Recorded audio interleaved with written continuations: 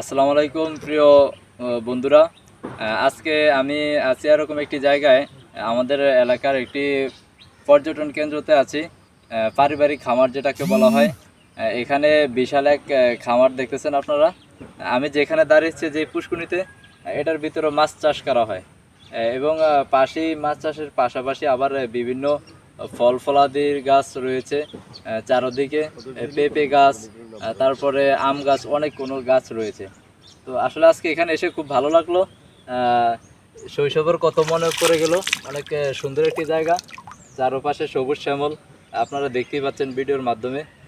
তো আমি আপনাদেরকে একটা মেসেজ দিতে চাই যে আপনাদের বাসার পাশে আঙ্গিনায় যেই খালি জায়গা আছে, আপনারা এরকম চাইলে মাছ চাষ করতে পারেন, এবং এরকম ফসল ফলাদি করতে পারেন, বিভিন্ন গাছ গাছ রোপণ করতে পারেন। এই জন্য সবার কাছে শেষে একটা কথা, আপনারা সবাই গাছ লাগান, পরিবেশ বাঁচান।